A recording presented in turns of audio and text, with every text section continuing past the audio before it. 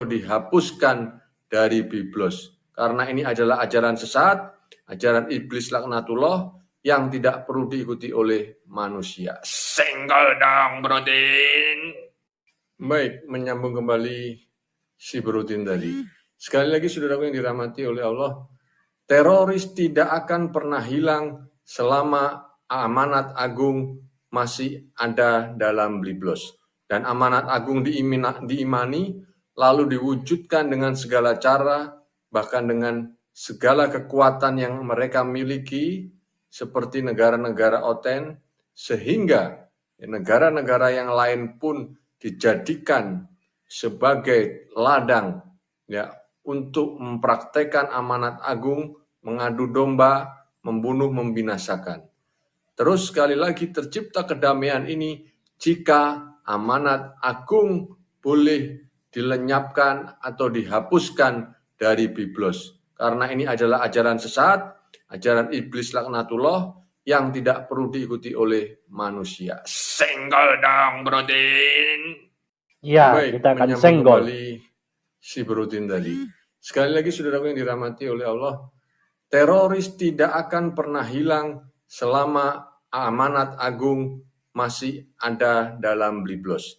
Dan amanat agung diimani, lalu diwujudkan dengan segala cara, bahkan dengan segala kekuatan yang mereka miliki, seperti negara-negara oten, sehingga negara-negara yang lain pun dijadikan sebagai ladang ya untuk mempraktekkan amanat agung, mengadu domba, membunuh, membinasakan.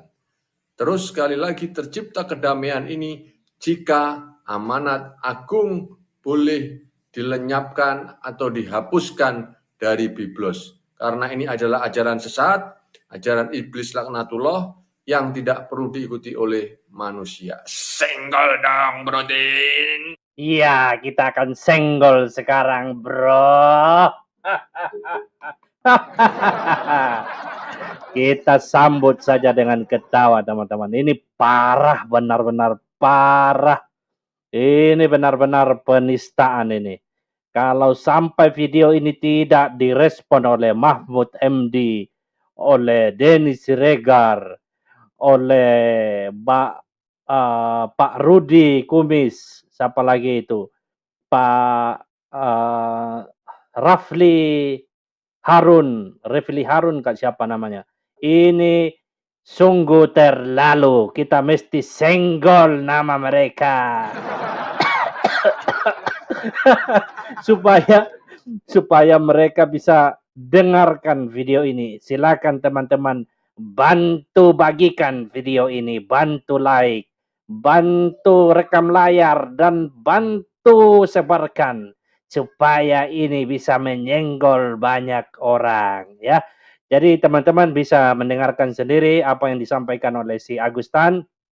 Bagi teman-teman yang belum tahu siapa si Agustan ini, dia ini adalah seorang murtad ya, orang yang murtad dari agama Kristen. Jadi kalau kita pinjam istilahnya Muslim, dia ini adalah murtadin ya, murtadin, orang yang murtad dari kebenaran masuk ke dalam Islam.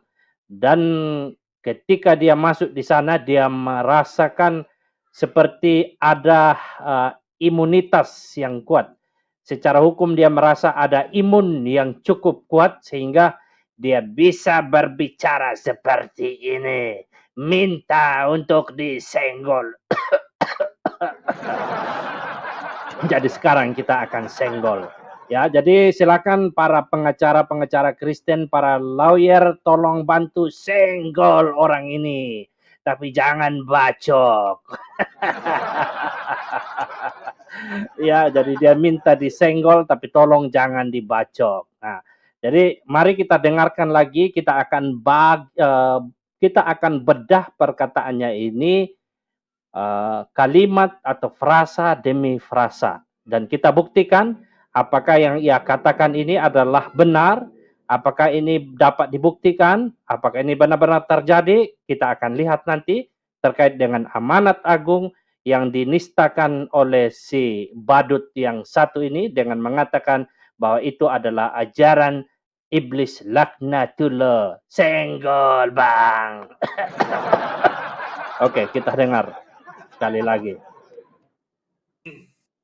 Baik, menyambung kembali si Brodin tadi. Sekali lagi saudaraku yang dirahmati oleh Allah, teroris tidak akan pernah hilang. Teroris tidak akan pernah hilang katanya. Dan alasannya apa? Selama amanat agung masih ada dalam Biblos.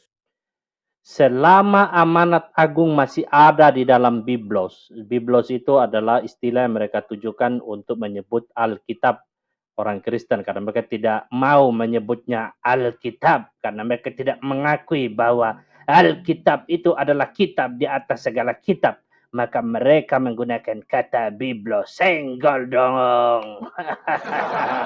Nah, di dalam bagian ini dia mengatakan bahwa penyebab teroris itu belum habis, belum punah, belum hilang karena amanat agung masih ada di dalam Biblos atau kitabnya orang Kristen. Silakan Agustan buktikan perkataanmu. Apakah teroris yang ada di Indonesia secara khusus dan di dunia secara umum itu ada karena amanat agung yang terdapat di dalam Matius 28 ayat 18 sampai ayat 20.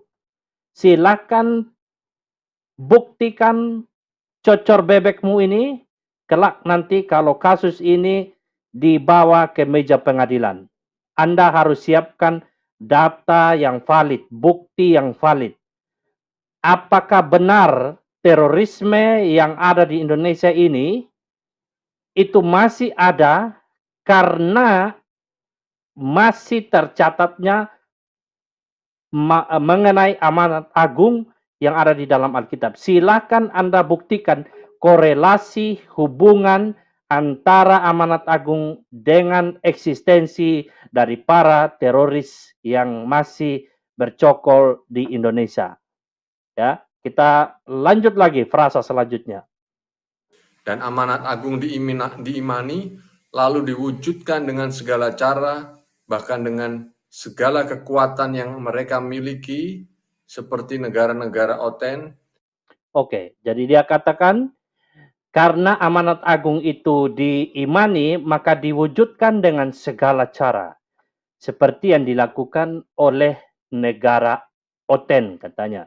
Oke, kita dengarkan amanat agung ini diwujudkan dalam cara apa saja.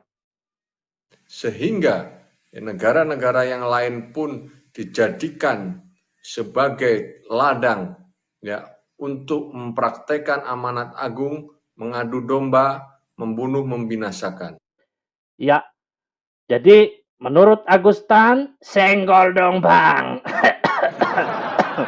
Jadi menurut Agustan adalah karena adanya amanat agung ini diyakini oleh negara-negara OTAN, maka dalam praktiknya ini dipakai untuk melakukan peperangan, melakukan adu domba, dan lain sebagainya. Sampai di sini saya benar-benar masih bingung. Apa hubungannya amanat agung yang mana di dalam pesan ayat itu tidak berbicara sama sekali tentang kebencian, tentang peperangan, tentang pembunuhan. Tidak ada.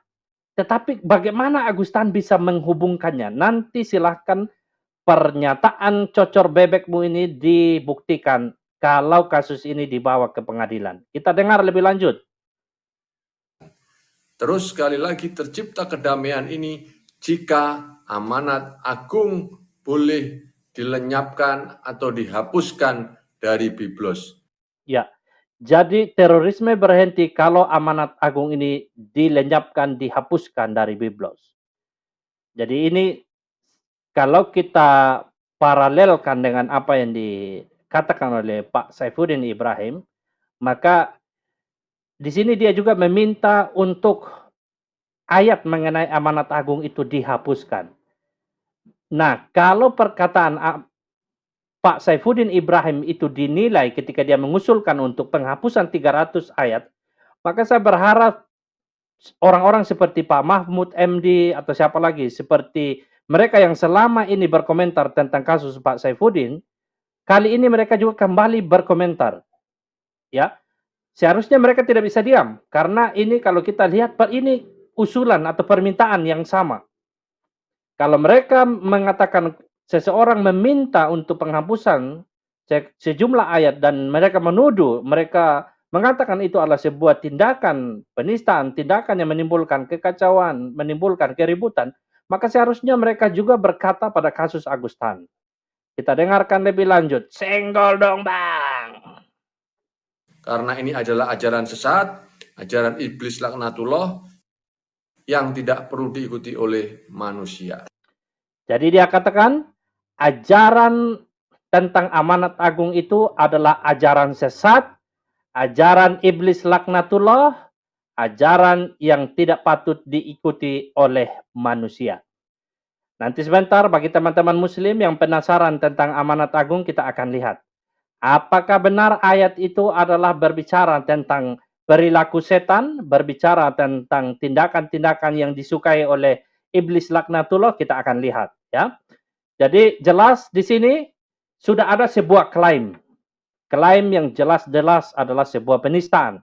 Manakala ketika Murtadin Agustan ini mengatakan amanat agung yang ada di dalam Biblos, Anda tidak perlu lagi mengatakan, oh dia tidak menyebutkan ayatnya di mana.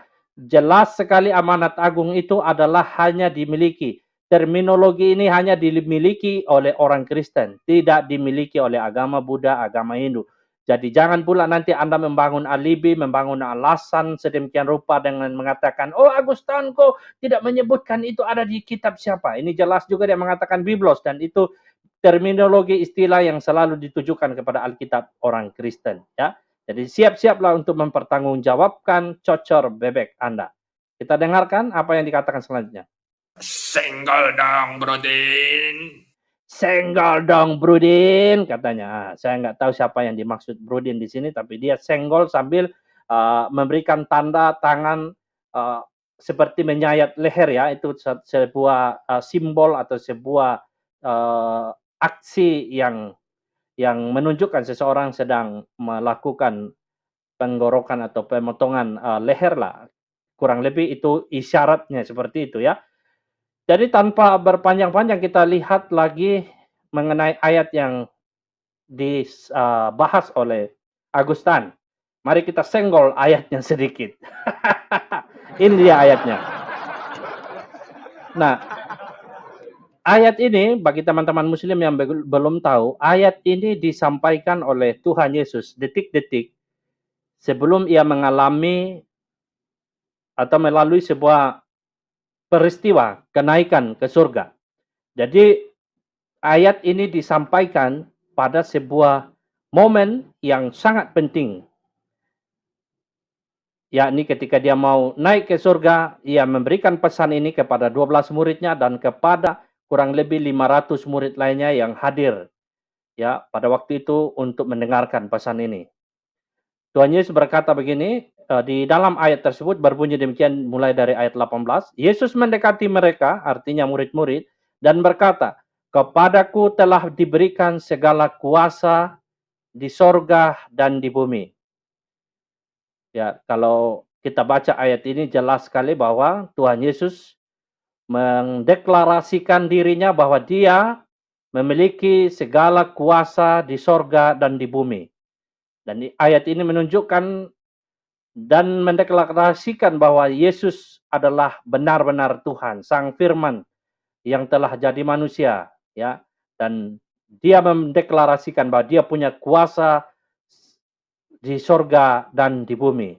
Dan setelah memberikan deklarasi ini, Tuhan Yesus melanjutkan di ayat 19, karena itu, dia memberikan amanat, sebuah pesan. Karena itu, pergilah, jadikanlah semua bangsa muridku, dan baptislah mereka dalam nama Bapa dan Anak dan Roh Kudus. Dan ajarlah mereka melakukan segala sesuatu yang telah kuperintahkan kepadamu. Dan ketahuilah, aku menyertai kamu senantiasa sampai kepada akhir zaman. Kembali lagi di bagian ini kita lihat bahwa Tuhan Yesus memberikan pesan bagi orang Kristen. Semua orang Kristen, bukan hanya untuk mereka pendeta, penginjil, guru Injil, vikaris, bagi misionaris bukan, tetapi kepada semua orang percaya itu diperintahkan untuk pergi menjadikan semua bangsa murid Tuhan Yesus. Dia tidak suruh untuk pergi bangun denominasi gerejamu, bawah bendera gerejamu, tidak. Maka kami para Kristuber tidak sedang bawa gereja, ya, tidak bawa denominasi. Tapi dia katakan pergi jadikan semua bangsa muridku. Dia juga tidak berkata pergi jadikan mereka supaya semua jadi orang Kristen, tidak, ya. Tapi di sini dikatakan pergi jadikan semua bangsa muridku. Dan saya mau katakan kalau orang Kristen pergi untuk memberitakan Injil, untuk menjadikan semua bangsa menjadi murid Yesus, ini adalah bagian dari ibadah orang Kristen. Orang Kristen sedang mentaati akan firman Tuhan, ya. Jadi berhenti bagi kalian yang menuduh bahwa ketika kami memberitakan Injil itu adalah sebuah aksi tindakan kristenisasi, itu sangat keliru. Ini adalah bagian dari ibadah kami. Seharusnya negara tidak boleh melarang orang Kristen untuk mentaati akan ajaran Alkitabnya. Negara harusnya mengayomi, mendukung. Kalau orang Kristen pergi untuk memberitakan Injil, untuk menjadikan semua orang menjadi menjadi murid Tuhan Yesus. Ya, jadi kalau Anda perhatikan pada bagian ini, sama sekali tidak berbicara tentang pergilah, perangilah mereka yang tidak mau menjadi muridku. Bantai, bunuh, tenggelamkan, tebas, senggol, bacok bagi mereka yang tidak menerima pemberitaan kalian. Tidak ada. Ya, kalau Anda melihat juga di bagian lainnya, misalnya dalam Markus 16 yang berbicara tentang amanat agung yang sama, juga tidak memiliki pesan atau nada-nada atau kalimat-kalimat yang berisi, ya, seruhan atau arahan atau nasihat atau amanat atau pesan untuk melakukan tindakan kekerasan, ya. Dan sampai hari ini saya belum pernah melihat ada orang Kristen yang pergi memberitakan Injil sambil menodongkan senjata, menodongkan atau memalangkan pedang di leher seseorang. Tidak pernah. Tidak pernah orang Kristen memberikan syarat. Kamu masuk Kristen, atau kamu dibunuh, atau kamu keluar dari tempat ini, pergi ke tempat sana, atau kamu harus bayar pajak yang mahal. Tidak pernah. Orang Kristen tidak pernah melakukan hal ini dalam sepanjang pengamatan dan dalam sepanjang saya belajar. Tidak pernah. Di Indonesia pun tidak pernah.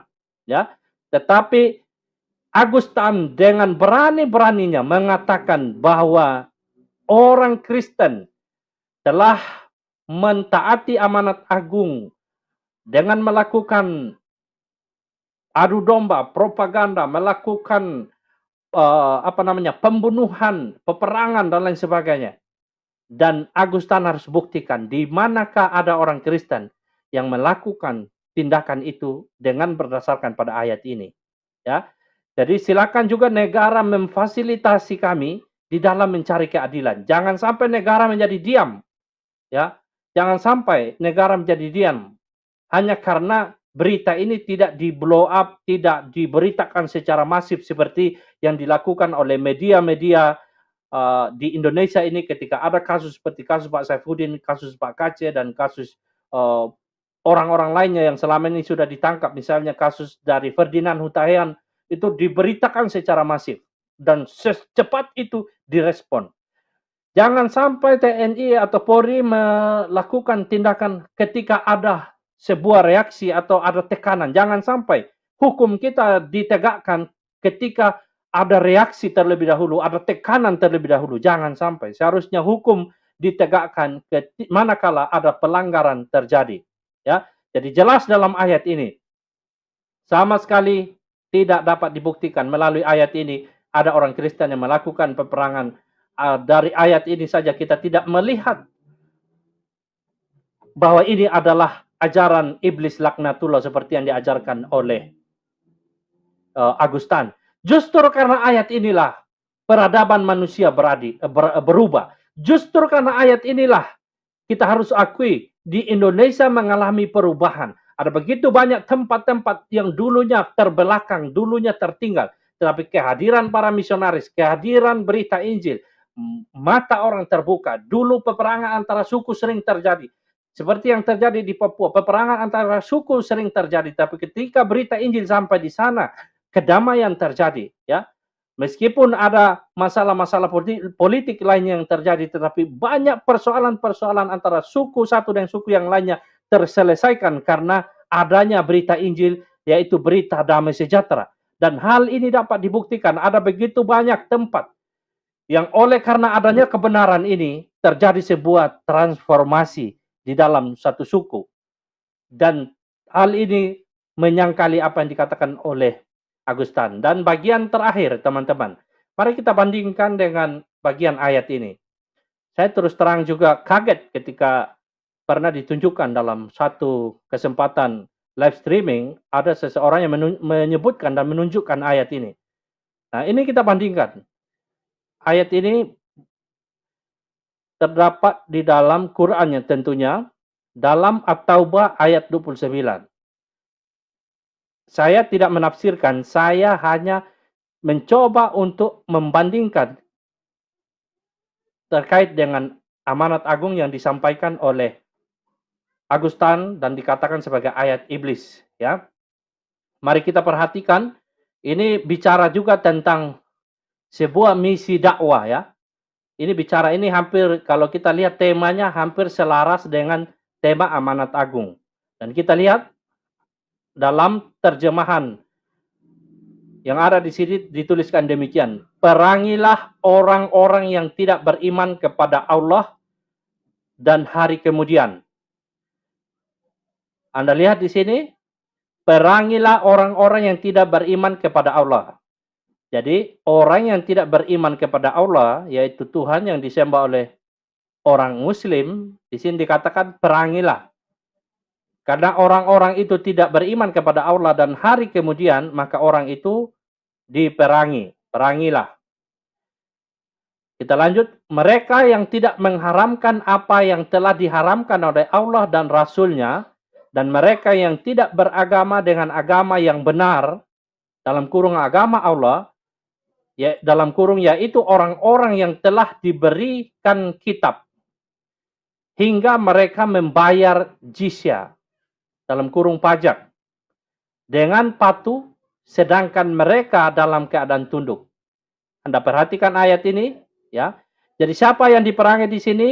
Yaitu orang-orang yang tidak beriman kepada Allah, yang tidak beriman kepada hari kemudian, mereka yang tidak mengharamkan apa yang telah diharamkan oleh Allah, dan mereka dan Rasul-Nya, dan mereka yang tidak beragama dengan agama yang benar, dalam kurung agama Allah, yaitu orang-orang yang telah diberi kitab, orang-orang itu harus diperangi.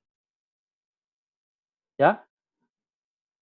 Jadi harus diperangi, di sini dikatakan kata sambung hingga mereka bayar jizya.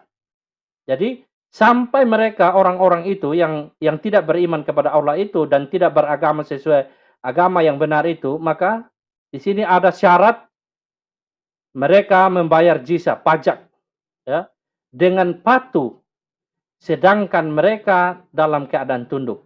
Silakan teman-teman yang ngerti bahasa Arab, tolong Anda baca ayat ini dalam bahasa Arabnya, ya, karena kadang-kadang katanya di dalam terjemahannya ada yang kurang pas katanya. Tetapi bagi teman-teman yang ngerti bahasa Arab, terutama teman-teman Muslim, tolong Anda baca baik-baik bagian ayat ini, tolong Anda pahami kata demi kata, frasa demi frasa, hubungan antara satu kalimat dengan kalimat yang lain, dan tolong Anda renungkan makna dari ayat ini. Ya. Tolong Anda renungkan baik-baik. Ya, saya tidak menafsirkan, saya hanya menunjukkan kepada Anda. Ya.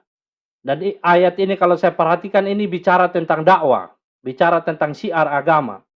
Dan seperti di dalam ayat amanat agung ini bicara tentang syiar agama atau dakwah.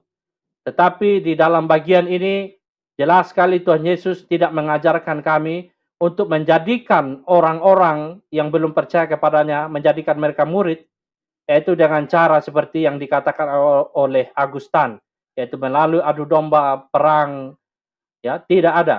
Bahkan ayat ini dari narasinya juga kita tidak menemukan tanda, ciri bahwa ayat ini adalah ayat iblis laknatullah seperti yang dituduhkan oleh Agustan.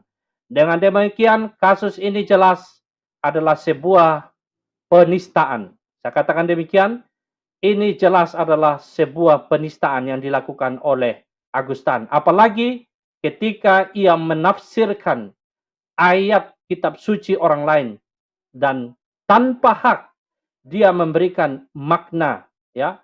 Tadi dia sudah memberikan klaim terkait dengan ayat ini. Adapun kalau saya menunjukkan tadi saya hanya membandingkan bagian ini tentang yang berbicara tentang dakwah, ya. Saya hanya membandingkan dan membacakan, saya tidak memberikan penafsiran apa-apa, ya. Silakan negara melihat kasus ini. Jangan kasus ini didiamkan hanya karena kurangnya tekanan dari orang Kristen. Saya maklumlah, banyak orang Kristen yang berkata bahwa, oh biarkanlah itu pembalasan hak Tuhan. Itu sangat-sangat rohani, ya. Sangat rohani. Bagus orang Kristen ini, ya. Kalau ada kasus begini, mari kita berdoa saja. Bukankah Alkitab berkata, kalau ditampar pipi kanan, berilah juga pipi kiri. Mana tepuk tangannya, saudara? Ya, hebat orang Kristen ini, ya. Ya, tapi saya pikir kalau negara memberi ruang kasus-kasus seperti ini untuk dibawa di meja hijau, harusnya kita mempergunakan ruang atau jalur tersebut. Kita juga tidak boleh diam atas segala bentuk ketidakadilan. Alkitab juga mengajarkan bahwa orang Kristen tidak dapat bermegah di atas ketidakadilan. Ini jelas-jelas ada ketidakadilan di sini. Ada orang yang memperkosa hukum yang ada di negara ini. Lalu apakah kita hanya diam? Saya berpikir kita juga tidak mentaati kebenaran firman Tuhan kalau kita tidak bersuara manakala terjadi ketidakadilan di tengah-tengah bangsa dan negara kita. Dan sekali lagi, ya, saya tidak punya kuasa untuk memberikan laporan. Silakan para pengacara, lawyer, mereka yang ada di atas sana. Siapa yang ada di atas sana? Silakan mengambil bagian. Ini adalah sebuah pelayanan, saya pikir. Kalau teman-teman dapat membawa kasus ini ke meja hijau sehingga negara dapat mengambil keputusan yang seadil-adilnya. Demikian isi video ini, teman-teman. Sekali lagi saya mohon bantuan teman-teman untuk bantu membagikan video ini, bantu like, bantu share sebanyak-banyaknya. Dan teman-teman juga bisa mengambil sumber video tadi, ya. Saya akan coba tunjukkan sumber video tadi. Ini ada di Islam Care, ya. Ada di bagian short video. Ini adalah channel dari orang murtad ini. Ada di bagian short video, ya. Di sini kayaknya tidak nampak bagian short videonya. Nah, teman-teman bisa ke sini lalu mengambil video tadi. Ya, sebelum keburu dihapus. Kalaupun sudah dihapus, video ini kita sudah download dan kita sudah simpan, ya, sehingga nanti bisa dipakai bagi siapa saja yang mau melihat kasus ini secara lebih lebih rinci lagi. Demikian teman-teman, terima kasih, Tuhan memberkati kita. Salam damai sejahtera. Sampai jumpa di video yang lain dan tak lupa saya ucapkan salam sadar untuk kita sekalian.